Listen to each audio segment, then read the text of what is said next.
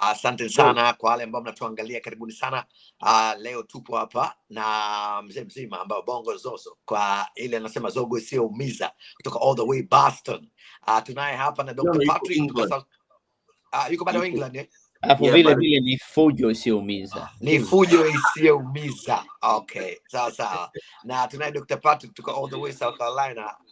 Karibuni sana na karibu sana Bongo Zozo kwa kuwa mkarimu nasi kuwa hapa katika Swahili Online TV pamoja na American News. Karibu sana. Asante sana. Dr. kwako. Bongo Zozo. Karibu sana na unajua tunajua kwamba una ratiba kubwa, yani mambo mengi sana, na umekubali kabisa kuungana nasi katika siku hii ya leo.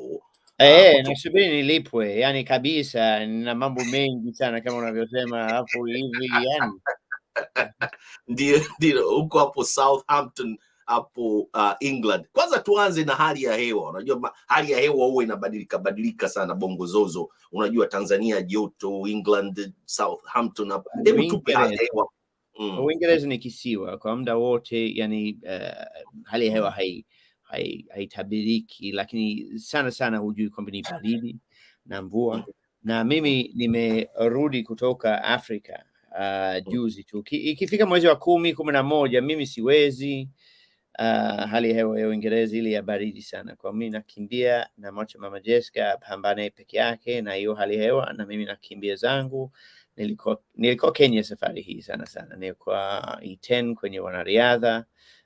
Nilipanda mlima Kenya, watu wakachukia sana, wakasema kwa nini unapanda mlima Kenya? Kwanza mlima Kenya ni mlima gani? Sio mlima Kilimanjaro. Nikisema jamani, wana milima yao. Alafu kitu kingine, mimi binadamu huru, nina haki ya kupanda mlima wote na utaka, kwani mnanilipa? Wakasema nimesaliti bendera. Alafu walivyo nikamata, nilivyokuwa na madem pale Mombasa, wakasema nimemsaliti Mama Jessica na nini. Unajua watu wanapenda Watanzania wengi sana wambea sana yani. Mimi sasa ilibidi nirudi. Nilivyorudi hapo wiki iliyopita kutoka Kenya, nikaja kuungama kwa Mama Jessica. Nilitoa video kabisa nilivyoungama naye. Na badala ya kuomba msamaha nikasema kwamba nimekamatwa, nimeshikwa na huba ya tena na msukuma. Unajua hivi karibuni nitakuita baba mkwe, kwa sababu kuna msukuma moja tena maarufu anaitwa Fina. Unamjua yule? Huyu mapenzi unataka nini yule?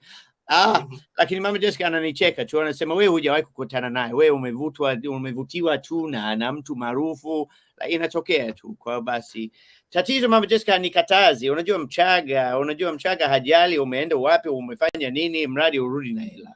Unaona, kwa hanikatazi. Sasa tatizo, mwanaume asipokatazwa haoni raha yoyote, haoni yani hana raha yote kwenda kuwinda tena. Anaona kwamba nitakazi nione utamu wa kuwinda tena.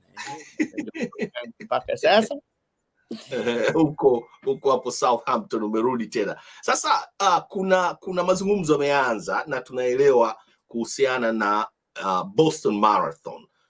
Na tunajua kwamba wewe ni mfuatiliaji sana wa timu za taifa za Tanzania katika mpira wa miguu, riadha na kadhalika, na unaitangaza Tanzania kweli. Hebu tupe tu historia yako kwa kifupi. Ulianza vipi na kitu gani kilikusukuma ili uingie katika kusapoti na kuwaletea taarifa wa Tanzania kuhusiana na michezo?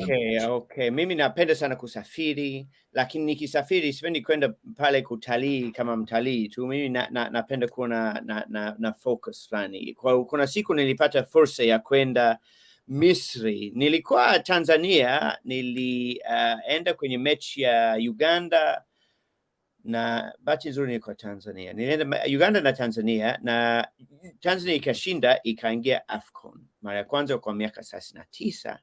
Then basi tulipangiwa kwenda Misri. Nikasema sijawahi kwenda Misri, napenda kusafiri, napenda sana Watanzania wakiwa ugaibuni. Kwa sababu gani? Watanzania na msinichukie navyoongea hivyo, maana mimi najua Watanzania inside out. Nimekaa Tanzania miaka 25 na nimeoa na nimekaa na mwanamke mmoja zaidi ya miaka 23. Unaona, wanawajua Tanzania. Watanzania ni yani nikisema waoga mtanichukia sana, lakini ughaibuni wa Tanzania wako wapole, lakini kitu kinachofurahisha sana kwa Watanzania ni ule ubabe. Maanake ile fujo, sema fujo usiumize, nasema yani mnavyo yani kujisemelesha, yani unaenda sehemu na mdomo. Ikiwa Tanzania, ndio maana tulimpenda sana Mandonga, ndio maana Wakenya walimpenda Mandonga kwa sababu waende kupigana na mdomo, lakini ughaibuni Tanzania unakuta ni mpole, anafanya zote.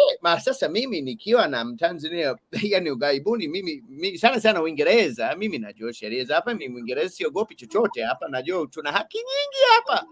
So mimi nikiona Mtanzania yuko ughaibuni na mkumbusho ule ubabe ili tufurahi. Sa mara nyingi sana wanariadha au mwana mchezo wowote akiwa ughaibuni, napenda sana kuwa naye. Mara nyingi sana hana support nyingi, au timu ya Taifa Stars nilikuwa napenda sana kuwafuata Benin, Madagascar, manake nilikuwa sina haja kwenda Benin, lakini nilienda, unaona. Kwa hiyo kitu ndio kilichonivuta, na vile vile watu walipenda sana baada ya mechi zile za Misri, nilivyo hojiwa vile, wanapenda sana navyojua wa Tanzania, navyokaa na Mama Jessica, tunakaa yani it's very real, navyokaa real. Kwa mfano kuna kipindi tuliingia tuliachana, then tukaanza kuishi wote, wakasema kumbe hao watu wanaishi vizuri kama sisi wa Tanzania. Lakini basi naona ndio wa Tanzania wanavyonipenda, pamoja na lugha, pamoja na mimi napenda kusupport. Na kuhusu Boston pale nimependa sana kwa sababu nasema watu wana yani mtu mwanamichezo akiwa ughaibuni hapati msaada, hapati support sana. Kwa mfano Gabriel Geay, huyu mwanariadha wetu anayekimbia Boston, alivyokimbia Valencia, hakupata support yoyote, hata mtu mmoja. Nilivyorusha ile video ambayo anamaliza anashika nafasi ya pili, hakupewa hata bendera. Nilivyorusha vile kusema anakuja Boston, sasa Waamerikani yani Watanzania diaspora, Watanzania wanaishi Marekani Boston, wasema haitakiwi. Kwa mimi niliwaamsha na wameamka vizuri, yani wameamka vizuri sana. Sio kwamba Watanzania hawana moyo wa kusupport, wana moyo sana, lakini shida ya taarifa na nini, mimi nisingeanza kuhamasisha Boston, watu wasingejua. Mimi najua kuhamasisha, ndio mimi ni Muhamasishaji Bora, unaona. Kwa nimehamasisha kwamba Boston anakuja Gabriel, ni mwanariadha mzuri na anakuja kushindana na mbuzi, wanasema mbuzi greatest of all time Kipchoge, na hii marathon ya Boston ndio kati ya majors. Kuna marathon 6 hivi ambazo ni marathon muhimu, na Boston wanasema ni muhimu kuliko zote kwa sababu ilianzishwa mwaka 1800 na kitu, ilikuwa ya zamani sana. Na ndio yani ndio marathon ndio Kipchoge ana hamu sana ya kushinda, yani anataka kushinda, anataka kuvunja record. Sasa tuna mtu wetu pale, inabidi yani uzuri, yani wa Tanzania wa Kenya wanapenda sana kushindana because ni kama kaka na dada. Yani niliona kwa Mandonga alivyoingia Nairobi pale, yani nilikwemo pale na kulijaa, na hata Mandonga alivyompiga huyu Mkenya, Wakenya walimshukuru sana. Kwa sababu gani? Wakenya kwenye riadha wamezoea kushindana na Waethiopia, na Waethiopia sawa ni kama binamu zao, lakini kaka zao, dada zao ni wa Tanzania. Maana miaka 100 iliyopita kuna wazungu wawili, Mjerumani na Mwingereza, walikaa pale Ulaya na rula wakachora mstari pale katikati ya Masai pale kusema huku ni Uingereza, huku ni Ujerumani. Lakini yani imefanya nini watu wawe tofauti? Wako sawa.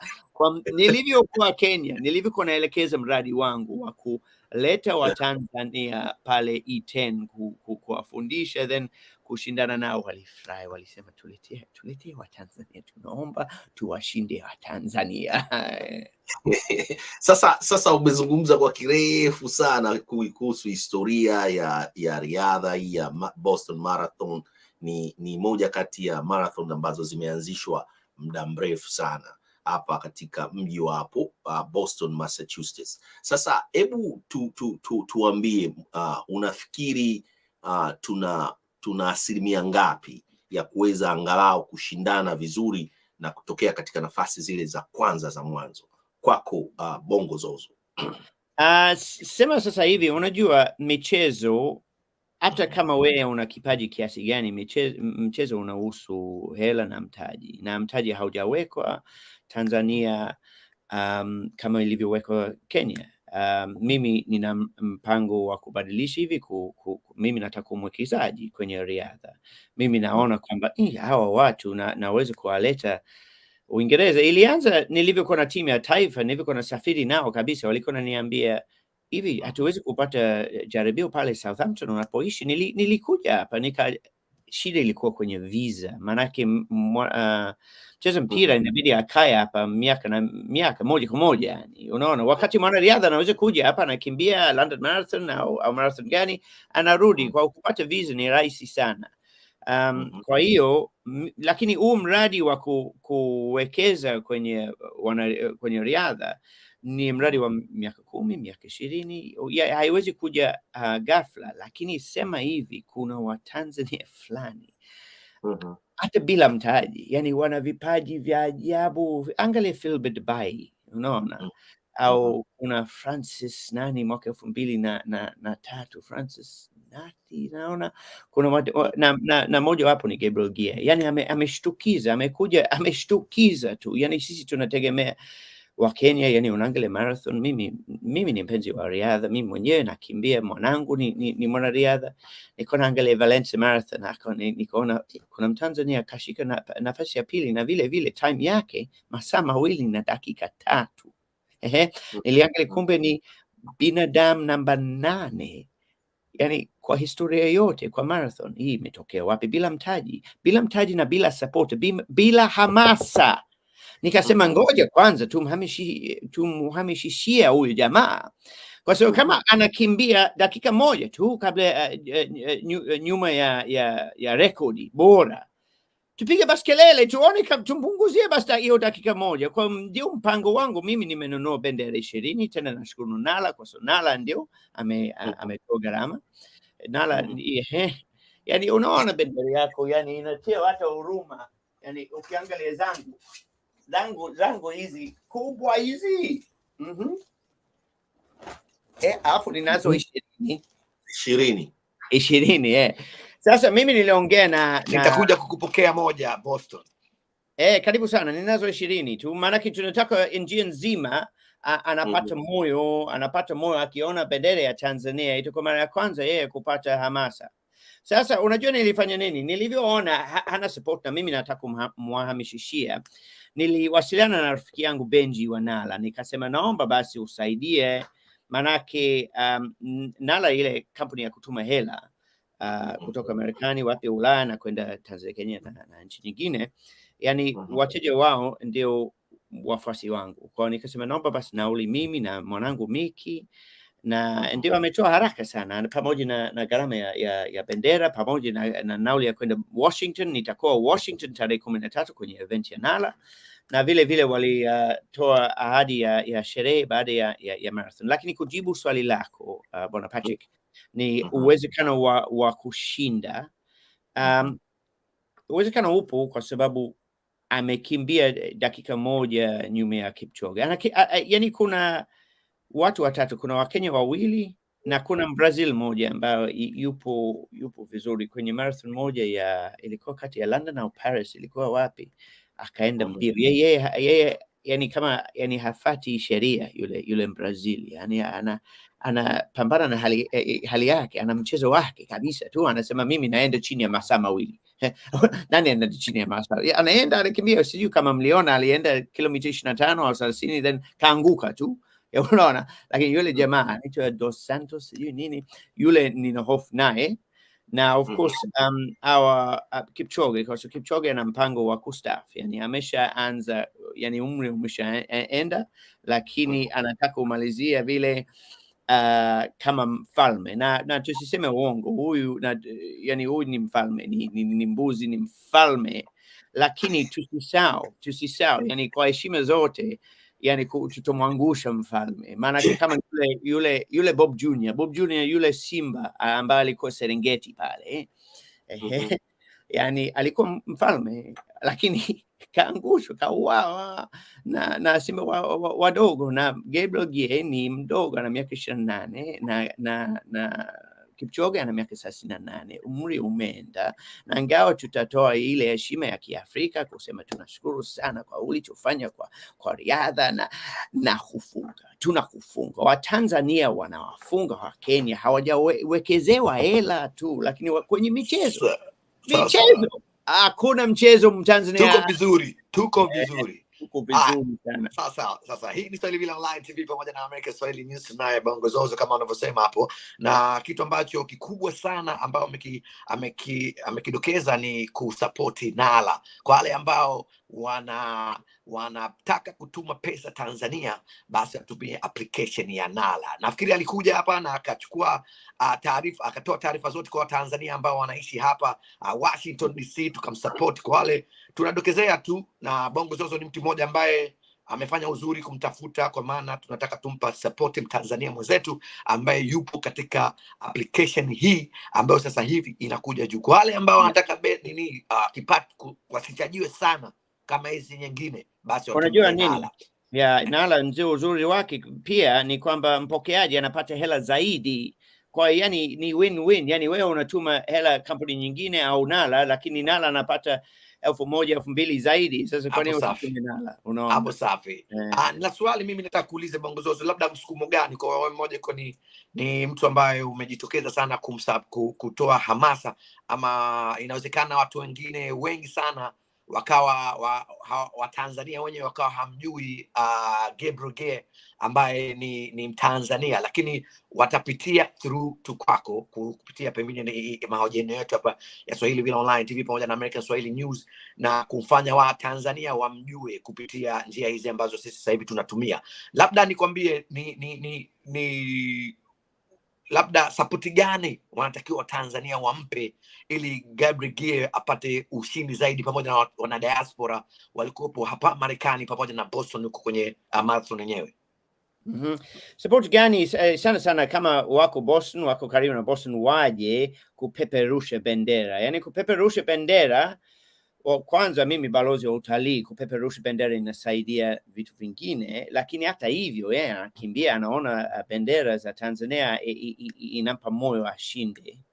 Unaona, lakini sana unajua kwenye riadha unachotaka kufanikiwa kwenye riadha sio kushinda mbio.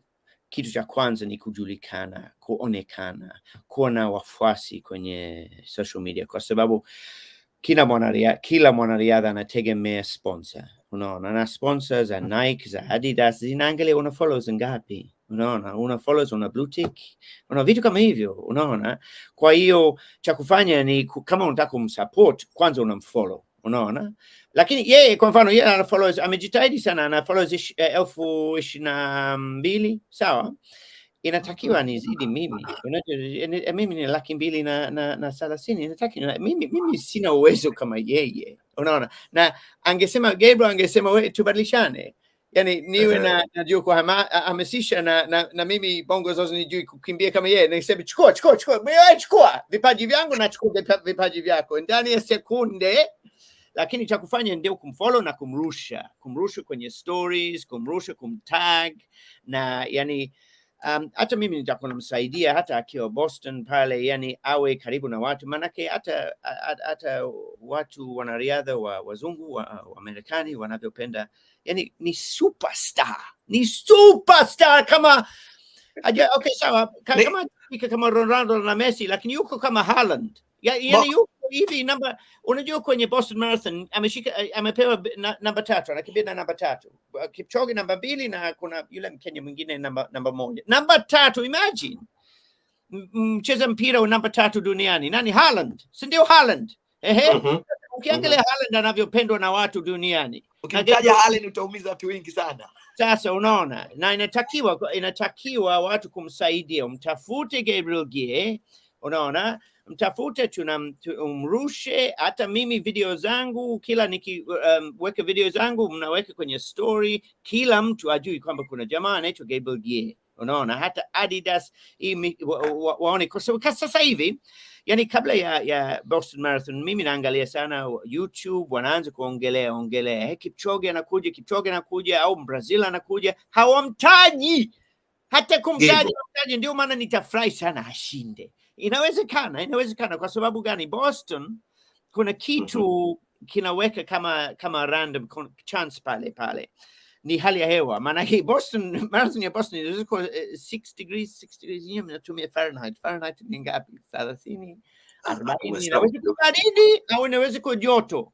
Inaweza kuwa mvua, isiwe mvua. Kwa kuna bahati nasibu kidogo. Sisi tunahitaji bahati nasibu kidogo tu, kwamba yani kumshinda Kipchoge sio kazi rahisi, lakini sio kitu kisichowezekana. Ni kitu kinachowezekana. Gabriel ashinde, then watu watamjua, na bado ni mdogo, na bado ameanza kupata hamasa juzi, unaona. Yani na mimi mpango wangu nitakuwa Arusha pale. Gabriel mwenyewe amerudi kwenye shule aliposoma na alipoanza riadha, na anawatengenezea uwanja ule wa riadha, unaona, na ameomba mimi nisaidie kutafuta wadhamini. Sasa kutafuta wadhamini sio kazi kubwa kwangu, na tafuta rahisi, na bei alizotoa ni ndogo sana. Anatafuta kama milioni 15 tu, yani tupate uwanja pale, tuite uwanja wa Bongo Zozo, nini, ya uwanja wa fujo, sio miza, then tuendelee na hamasa. Mimi sifanya hamasa za dakika moja tu, nina miaka 10 kufanya hiyo hamasa, mpaka yani Watanzania watajai. Safari hii tunaenda na Watanzania wawili, kuna moja elite, lakini kuna Wens Tarimo naye mkimbiliaji. Mnajua Boston sio kwa ajili ya amateurs, yani wewe kuingia Boston huwezi kuingia hivi kulipa bei hapo kuingia. Inabidi uwe umeshakimbia chini ya masaa 3, unaona. Sasa inabidi uwe kidogo mtaala. Mimi siwezi masaa 3, unaona. Sasa kuna jamaa moja Mtanzania mwingine anaitwa Wens Tarimo, na yeye hayupo mbele pale na kina Kipchoge, lakini haidhuru, yani it doesn't matter. Maana nikiona Mtanzania yuko gaibuni, hata nyie nikiwaona, tuko ughaibuni, ndio tunaenda yani tumetoka Tanzania, ndio tunaenda kushangaa majengo marefu. Sisi Watanzania wa shamba hivi, unaona. Lakini White House pale kija Washington. Mimi nitakuwa mshamba kama Muhehe hivi, nitaangalia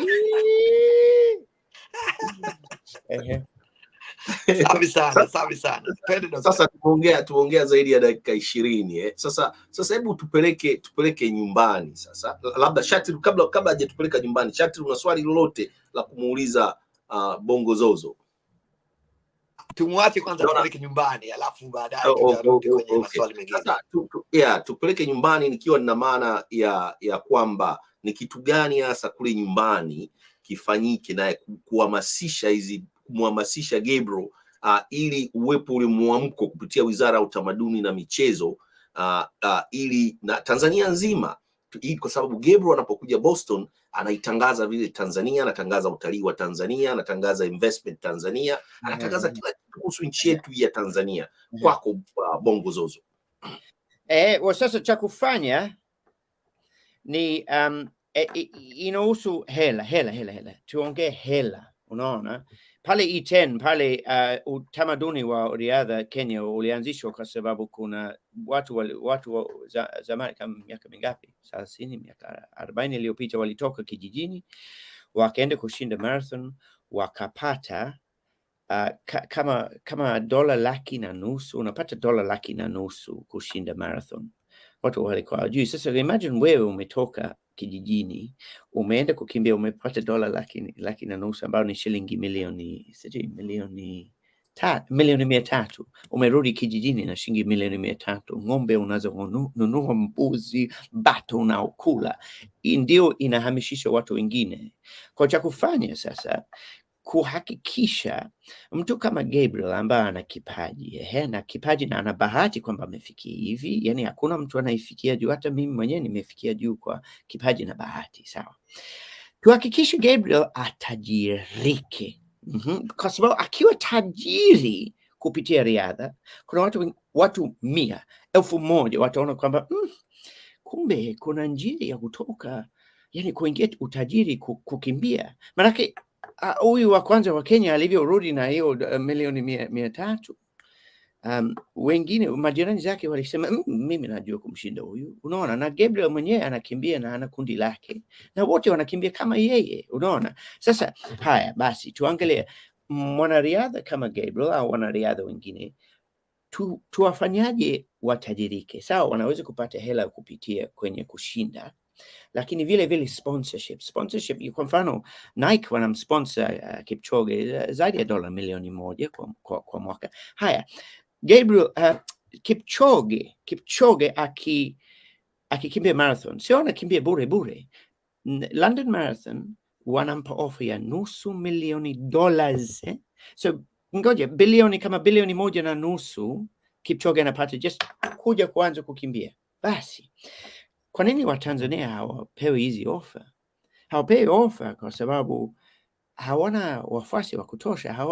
Simple. Nilimuuliza Gabriel, kwa nini Gabriel wewe hujakimbia London Marathon? Alisema hawanipi hela za kutosha, hawanipi ofa ya kutosha, unaona. Hawanipi ofa kwa sababu hajulikani, hana wafuasi. Sasa wizara ya michezo Tanzania, yani inatakiwa imulike. Haitaji kuweka hata hela wala uwekezaji, kwa sababu mtu kama mimi naweka uwekezaji na wafanya biashara waweke uwekezaji. Watu wakiona mimi nachukua watoto wa Tanzania na waleta Uingereza wanakimbia, tunachukua 15% management fee. Ni biashara, uwekezaji sio msaada, unaona. Wafanya biashara wengine wataona hii ni biashara. Sasa yani sasa wizara inatakiwa imulike, ihakikishe kwamba ipo kwenye habari, unaona, kesi kwamba Watanzania wawe na hobi ya kuangalia riadha. Yani Watanzania sasa hivi wangapi pale Tanzania wanajua kwamba Gabriel anakimbia Boston Marathon, unaona, wakati riadha ndio strong point ya Watanzania. Yani Watanzania wote wanajua mpira, wanajua Simba na Yanga, unaona, wanajua Taifa Stars, sawa, lakini ukiangalia Tanzania ameumbwa kukimbia sababu ya savannas, sababu ya historia ya Afrika Mashariki. Watanzania wanajua kama Wakenya na Waethiopia na Wasomalia wanajua kukimbia kwa muda mrefu. Yani ndio vipaji vya Watanzania. Mpira inabidi uwe na misuri hapa ya juu, ndio vipaji vya watu wa Afrika Mashariki, unaona. Lakini Watanzania wanakaza, ni raha kukazana, na mimi mwenyewe napenda mpira, napenda kushabiki Taifa Stars. Yani tusiondoe pale, lakini tumulike riadha, kwamba riadha ndio kitu ambacho tunaweza kufaidika, tunaweza kushinda kwenye jukwaa ya dunia. Manake yani inakuaje kwenye Olympic Games wa Kenya wanavyotoka kwenye opening ceremony na bendera yao, wanakuja wanaenda watu 45, watu 50, hata haisabia anatembea kifua wazi hivi kwamba Olympic Games zimeundwa kwa ajili yetu, wakati Mtanzania anakuja moja kama aibu fulani ya nini. Sasa tukianza kumulika, kuweka superstars, unaona, unamuuliza Mtanzania Feitoto ni nani? Unaona, nani asiyejua Feitoto ni nani? Unaona, Gabriel Geay ni nani? Unaona, tumjui. Tumulike, awe mkubwa, wawe na followers. Unadhani Gabriel akiwa na followers 1,000,000? Unaona, unadhani London Marathon itamdharau? Tatizo wanariadha wanadhaulika nje kwa sababu hawana following. Sasa umemute. Okay. Nasema umezungumza vizuri sana. Katika pointi ambayo umezungumza ni support.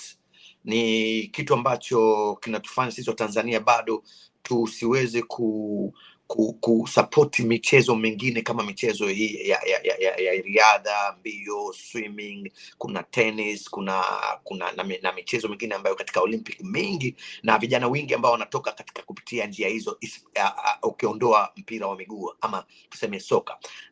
Kitu ambacho nataka kuuliza Bongo Zozo, ni kitu gani ambacho kwenye support na umezungumza kitu kizuri sana, na kwanza tushukuru sana Watanzania. Kama Watanzania tunashukuru sana kwa jitihada yako na nguvu yako unaoitumia kwa kuweza kuitangaza Tanzania. Naweza nikasema jeshi la mtu mmoja tu ambalo limeingia Tanzania kwa kuweza kuimulika Tanzania na kuona Tanzania jinsi inavyokuwa ina vipaji vingi, lakini kutokana na sisi wa Tanzania, kwa wale ambao hawajatoka ndani ya boxi, wewe ume jump in the box, ulikuwa nje ya boxi ukaona kwamba matatizo yaliko ndani ya boxi ni hili kwamba support. Umezungumza vizuri sana kuhusu habari ya kwa nini hatui na ile kumfanya huyu akawa na support, akawa na viewers wengi kama unavyosema, kwa sababu naamini Gabriel atapata viewers wingi sana kupitia mgongo wako wewe hapo. Na kitu ambacho swali ambalo nakuuliza, kuna ugumu gani hapo kwa Watanzania hata kusema labda kusupport? Hata changamoto hizo ukiangalia katika Swahili Villa Online TV na American Swahili News inapata changamoto kama hizo. Ukiangalia sisi tuko hapa Washington, Dr. yuko Columbia, South Carolina, tumefungua hii station ambayo tunahitaji support kubwa sana kwa Watanzania. Ni station ambayo ni kama podium. Mtanzania yoyote ambaye atafanya vizuri atahamasisha jamii kama ama nchi yetu Tanzania, tunamleta hapa na kuweza kumpeperusha. Ni kama podium ambayo Mtanzania yote tunamkaribisha kwa yule ambaye atakuwa na kipaji chochote. Lakini sasa inakuwa ni ngumu support.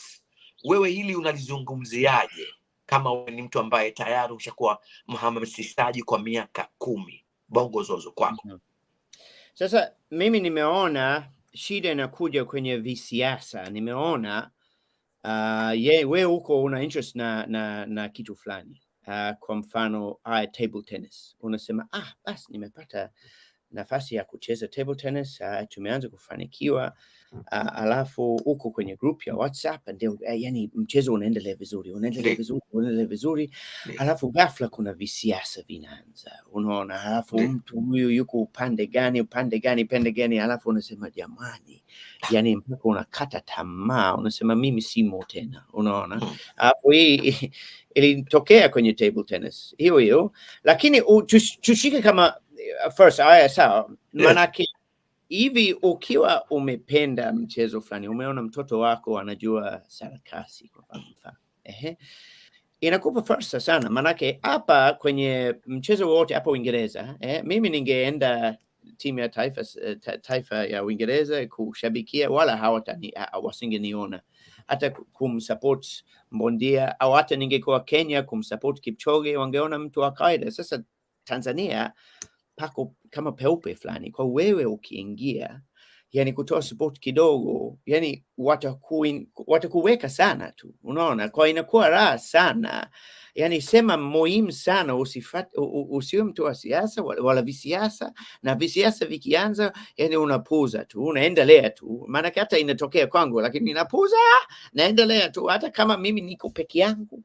Kuna siku moja nilienda kushabikia timu ya taifa ya Tanzania kwenye beach soka, ile soka ya ufukweni pale Senegal, lakini ilikuwa watu hawakufuatilia kama nini, kwa kama peke yangu kabisa, na sikupata followers, watu hawakujali. Mimi sikujali, nilienda tu kwa furaha yangu.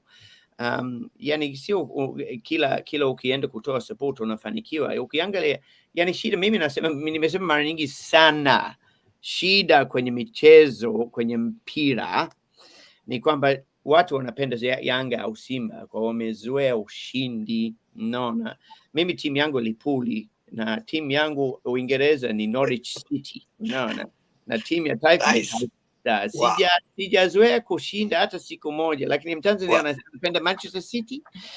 Utakuta ghafla mwaka uliopita, yani ghafla tu, mwaka uliopita alikuwa Liverpool, sasa hivi Manchester City, kwa sababu anatafuta ushindi, na wasiposhinda haoni raha.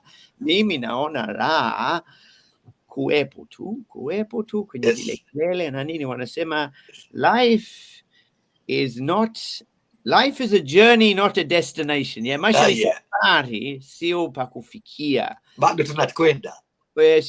Sawa.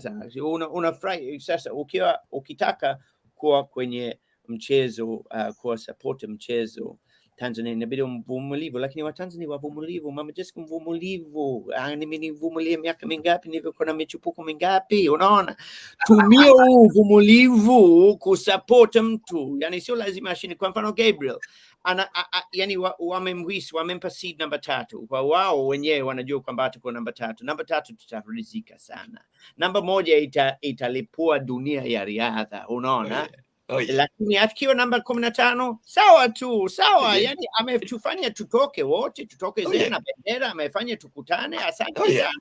Na amekwenda Boston na ameonana na Watanzania na mwanana sana, unaona. Kwa ndio maana sio pressure ya kushinda. Yani mimi nashauri watu waachane na Manchester City, waachane na Liverpool, waanze kusupport Norwich City, wajifunze utamu wa kushindwa na kushuka daraja kila mara, unaona, ili kujua kwamba mchezo bado una raha hata kama timu yako mbovu. Ndio. Tendo Dokta. Sitatenda haki kwa wale ambao Watanzania ambao wako hapa Marekani, Uingereza, Canada, Australia, ambao wana second generation. Kwa hiyo ningeomba kwa dakika 2-3 tu tubadilishe language. Let's switch over now and talks a little bit about the whole purpose of you to support Gabriel, and just summarize the purpose of you to be involved in this noble cause of supporting Tanzania athletes. Welcome, Bongo Zozo. Thank you very much. Yes, I'm actually not very good in English. It is my first language, but I've never done influencing or promotions in English. So I'm sorry if I don't know what to say. But I love supporting Tanzanians abroad. I basically have a deep love for the Tanzanians and Tanzanian way of life. I'm married a Tanzanian, and wherever I see an opportunity to support Tanzanians abroad, I like to do so. So yes, we have a fantastic athlete. We have Gabriel Geay, who's I think the greatest marathon runner that Tanzania has ever seen. He has the Tanzanian national record. He ran a 2 hour and 3 minute marathon, which made him the 8th fastest man in human history for the marathon. And he ran that in Valencia.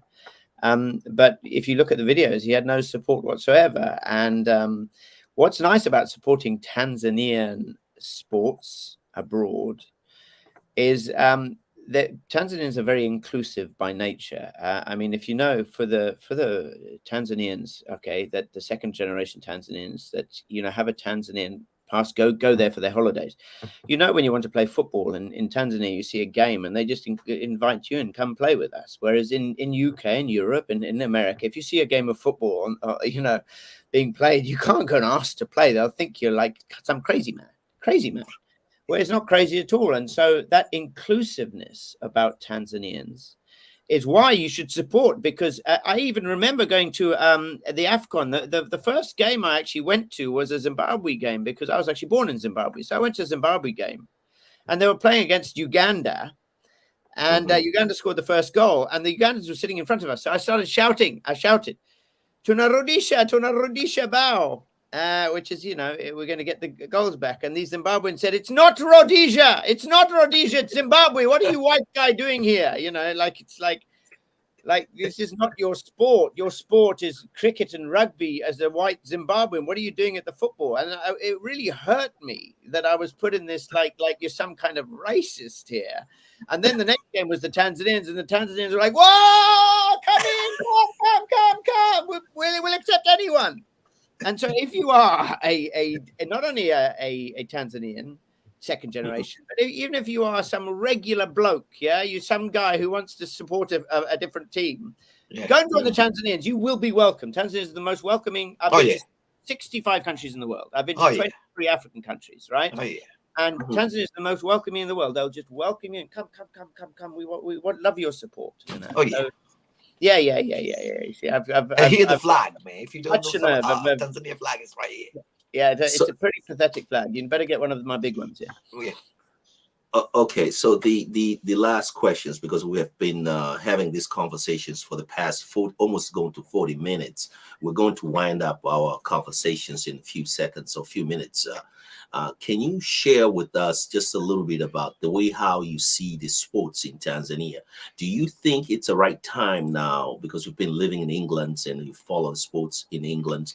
Do you think it's the right time now for the government of Tanzania to privatize sports and the private sectors to take over, because the government is overwhelmed with the other obligations and challenges that they've been faced since for the past 61 years since they got the independence? Welcome, Bongo Zozo. No, I think I don't necessarily agree with that. I think the government are doing a fantastic job in the sports. Actually, that's not the problem that I see. I see it as a different issue, and it's an issue like I don't get involved in politics. I'm not a political person. I don't enjoy it at all. Oh, that's okay.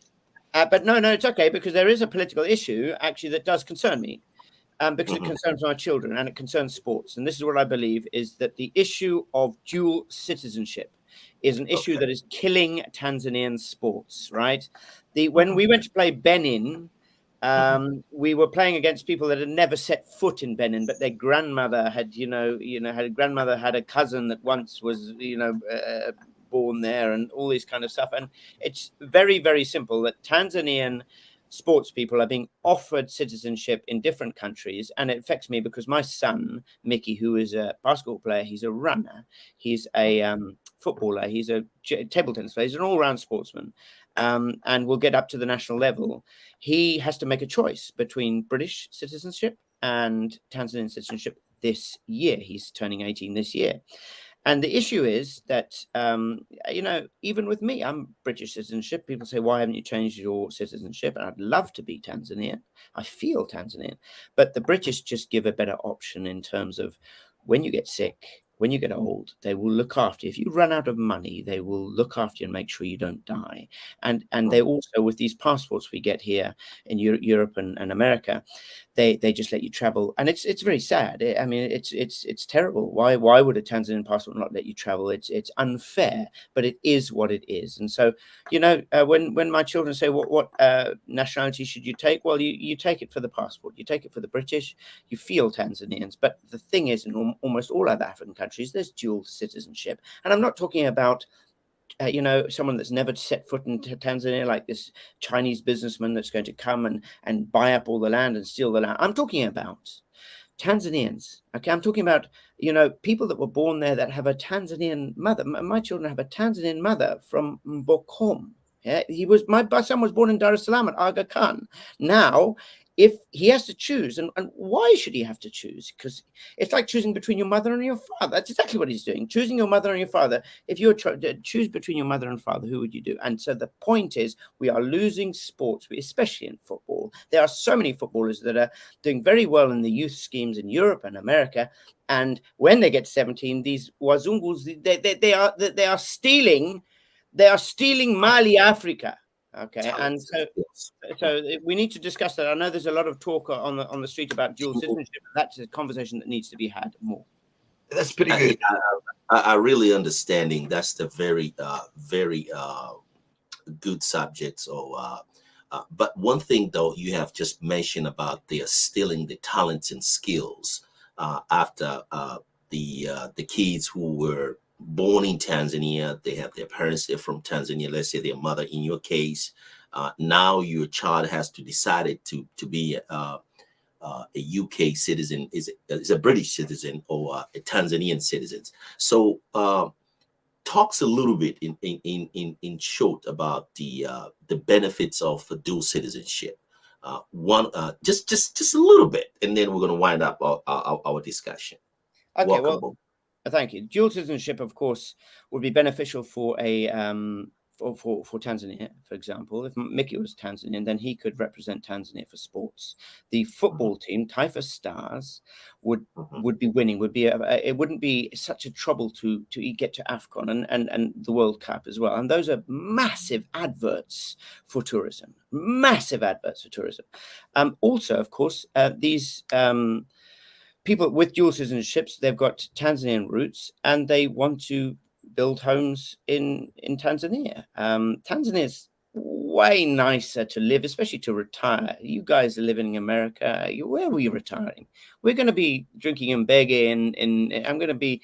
You're going to Mwanza and visiting you when we're old. We're not going to live in this place, right? We want to live there. Now, what's the nice thing? If we were citizens there, well, ones who have a feeling of patriotism, we feel that way, but we want to feel it more. But also, we want to build our houses there. And building our houses is very good for the economy. It's very good for all the labor that we employ. You know, basically, we'll get our money. We're basically on a mission to Europe and America to make money and then take it back to Africa. Rather than what's happening is basically we, you know, especially, well, not necessarily me, but you guys got educated at massive expense to Tanzania. Right. And now what's happening is the Europeans are stealing you, and the Americans are stealing all that money openly. They're openly doing it. And really, the Tanzania says, no, fine. Give him citizenship. Fine. Because if we don't take away his Tanzanian citizenship, he'll bring it all back. It'll all come back. Thank you very much. We really appreciate it. Maybe if Abu, do you have any questions? Talks about this dual citizenship. I think that will be enough. And I'm learning something from Bongo Zozo to say when you get a benefit or your stuff, you go back home and you whine it. I mean, you be over there. Afadhali tulisikia unavyoongea Kiingereza, maanake mpaka sasa tuko hatuna shaka kama unajua Kiingereza na kutania utani usimizi. You got me right there. So tunamaliza, nafikiri imetosheleza kwa vile ambayo vitu vingi ameongelea, na swali zuri ambayo umeeleza kwa sababu ya tutendea haki watoto wetu ambao tumeweza hapa diaspora, nao ni wanapiga Kiingereza sana. Lakini swali moja ambao nakuuliza kwa wale na diaspora, wana diaspora ambao wamezaa watoto wao hapa, lakini Kiswahili kina mada tanga haitumii nzuri katika familia zao, unazungumzaje kwa ufupi kabisa? Yani sawa, yani nimeona kwamba ni bure mtoto kujifunza lugha. Kwa hiyo, lakini ajabu ni kwamba watoto wamejifunza lugha Kiswahili kutoka kwangu, sio kwa Mama Jessica. Lakini uzuri sasa hivi Mama Jessica anaongea, kama mnavyoona video zetu, anaongea sana. Nyumbani tunaongea Kiswahili. Yani siri sio kwa sababu ni kukazana na Kiswahili. Lugha yoyote, lugha ni bure kwa watoto. Kwa hiyo mimi siri yangu ni ukiishi, yani usiongee nyumbani, usiongee lugha ya nchi unaoishi, unaona. Kwa hiyo kama nyie mnaishi Marekani, msiongee Kiingereza, ongea lugha nyingine. Kwa mfano, mngekuwa naishi Tanzania, usiongee Kiswahili, ongea Kiingereza, unaona, ili watoto wapate lugha. Kwa maana hiyo watoto wako wanajua Kiingereza? Wanajua sana Kiingereza. Mtoto wa kike anaongea lugha 5. Nilivyokuwa Dar es Salaam nikamweka kwenye watoto wote kwenye shule ya Ufaransa pale, Lecole Francais. Alafu Jessica mwenyewe ni mtaalamu wa lugha, alijifunza Korean, akajifunza Kiitaliano, hata sasa hivi anajifunza Kijapanese. Yani anajifunza tu lugha. Ndio kipaji chetu. Asante sana. Asante sana. Huyo kwa wale ambao wanamfuatilia katika mitandao ya jamii, social media platform, ni Bongo Zozo, ambaye analeta fujo ambazo zisizo na nini. Fujo zisizo. Dokta, kidogo labda kuna maswali yote kutoka online umepata, kwa sababu kuna swali ambalo nimepata mimi, anauliza, kuna mtu anauliza, je, mkeo ni mhehe? Swali gani sasa? Anasema, je, mkeo ni mhehe? Ni Mchaga, lakini alikulia Iringa, na hata watu wanasema ana lafudhi ya Kihehe, lakini hana ile asira ile, ila nina wasiwasi na kama nakula nyama ya mbwa, lakini ni Mchaga haswa, maana anavyopenda hela.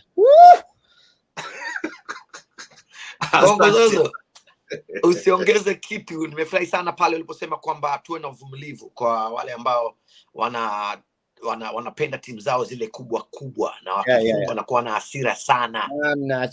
Yani hata Taifa Stars walivyokuwa nafungwa ovyo, unaenda unakumbatia, unasema bahati mbaya kana kunileta, lakini raha ya mpira ni kwenda uwanjani na amjui. Tanzania ndio kama disco. yani pale ukienda uwanjani, yani sherehe na nini, shinda wala sijali. Naamini kwamba ukienda pale, hata mimi nimeenda, nilikuwa 2 weeks pale za Tanzania, nilikwenda mechi ya TP Mazembe na nikaenda mechi ya Simba. Walishangaa kwamba mimi ni kama Mtanzania, ni kama shabiki wa Yanga, Yanga African, lakini nimekwenda mechi ya iliyocheza na Taifa. Nimelikisha Taifa. Hata mimi mimi naangalia watacheza wapi, Yanga watacheza nchi gani. Wakicheza Nigeria pale, sijawahi kwenda Nigeria, nitaenda kushabikia Yanga kwa sababu nawakilisha Taifa, navaa jezi ya Taifa. Na Simba ikienda kucheza nje, ila sijui kimeumana sana kwa Simba, lakini mimi napenda sana wafike finali ili niende kuvaa cheti ya Taifa, bendera ya Tanzania, niende kushabikia na kutoa live stream. Watu watapenda sana. Sasa asante sana kwa kuungana nasi na kwa muda wako, na tutarudi tena kama una nafasi Jumatano. Karibu sana. Tutarudi tena Jumatano. Sasa tujikite zaidi katika hapa Marekani, kwa sababu Gabriel anakuja Marekani hapa. Sasa tupange mikakati na watu wa Boston na states za around the pale mji wa Boston, ili waje kujitokeze kwa wingi sana na bendera nyingi sana za Tanzania, kwa sababu kuna dalili za mvua, ni mawingu. Labda kuna kitu fulani kinaweza kikatokea katika hiyo siku ya tarehe 14. Kama una neno lolote ambalo umesahau, ambalo unataka useme kuhusiana na ujio wa Gabriel katika hii Boston Marathon, kwako Bongo Zozo. Sina zaidi ya kumtakia heri yote. Yani unajua sisi tunamwacha yani kabla ya mbio tutakuwa tunafanya press na vitu kama hivyo, lakini sana tunamwacha kwa sababu kabla ya kukimbia inabidi kichwa chake kikaa fresh, unaona, tumwachie tu atulie.